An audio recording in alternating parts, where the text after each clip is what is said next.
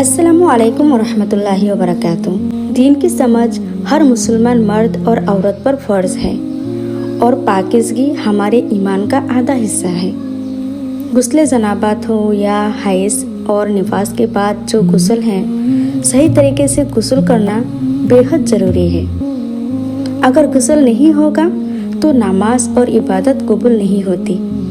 आज के इस बयान में हम ख़वातीन के लिए फ़र्ज़ गुस्ल का मुकम्मल और सुन्नत तरीका देखेंगे, छोटी से छोटी बातें और बड़े से बड़े मसाइल के साथ। सबसे पहले ये समझना ज़रूरी है कि गुस्ल में 3 फ़र्ज़ होते हैं। अगर इनमें से एक भी चीज़ छूट गई तो आपका गुस्ल नहीं होगा।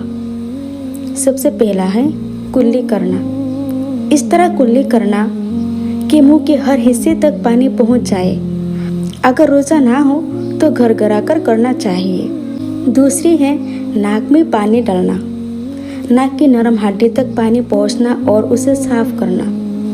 तीसरी है पूरे बदन पर पानी बहाना। सर के बालों से लेकर पैर के नाखून तक जिस्म का एक भी हिस्सा या एक बाल बराबर जगह भी सूखी नहीं रहनी चाहिए। अगर आप इस तरह से गुस्ल करेंगे तो आपका बदन पाक हो जाएगा। अब हम समझते हैं गुस्ल जनाबत का सुन्नत तरीका क्या है। अगर आप सुन्नत तरीके से गुस्ल करेंगे तो फ़र्ज़ भी अदा होगा और सुन्नत का सवाब भी मिलेगा। सबसे पहला काम है दिल में नियत करनी कि आप पाकी हासिल करने के लिए गुस्ल कर रहे हैं। ज़ुबान से कहना ज़रूरी नहीं। दूसरा काम है सबसे पहले दोनों हाथों को कलियों तक 3 बार धोइए।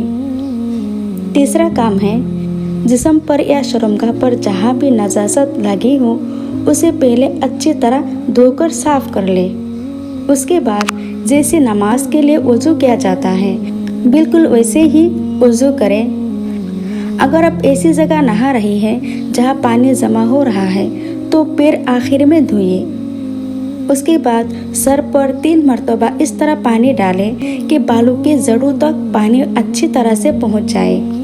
7वां नंबर है पहले सीधा कंधे पर 3 बार पानी डालें, फिर उल्टे कंधे पर 3 बार पानी डालें। इसके बाद पूरे जिस्म पर पानी बहाइए और हाथों से जिस्म को मलिए ताकि कोई जगह सूखी ना रहे।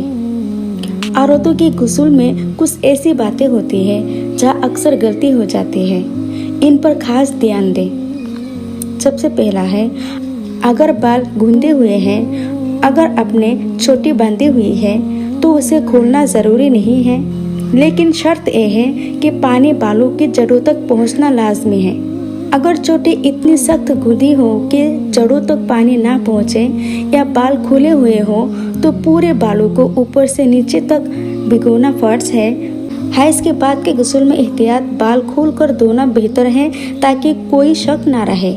अगर आपने कानों में बालियाँ या नाक में नोज़पिन पहनी हुई है तो गुस्ल के दौरान उन्हें थोड़ा हिलाइए, मूव करिए ताकि उनके सुर्ख के अंदर पानी चला जाए।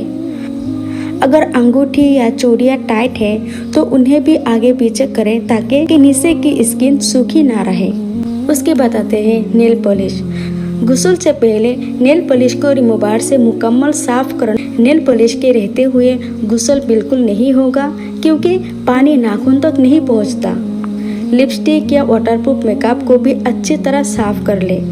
अगर हाथ में मेहंदी लगाई हुई हो, मेहंदी का सिर्फ रंग होता है, उसकी कोई लायर नहीं होती, इसलिए मेहंदी लगाए हाथों से गुस्ल हो जाता है। और एक बात, अपने आँखों और खुफिया जगह का भी ख्याल रखना होता है। आँखों के कोनों में जो कीचड़ या ड्राई स्किन जमा हो जाती है उसे साफ करें। नाक के अंदर उंगली डालकर पानी पहुंचाए। कान के पीछे और थोड़ी के नीचे का हिस्सा भी अच्छी तरह धोइए। तो ये था औरत के लिए गुस्ल का मुकम्मल और आसान तरीका। दिन की बातें सीखना और उन पर सही से अमल करना हम सबकी जिम्मेदारी है। उम्मीद है इस बयान से आपके सारे शौक दूर हो गए होंगे। इस कीमती जानकारी को अपनी बहनों, बेटियों और सहेलियों के साथ जरूर शेयर करें ताकि सब सही तरीके से तहारत हासिल कर सकें।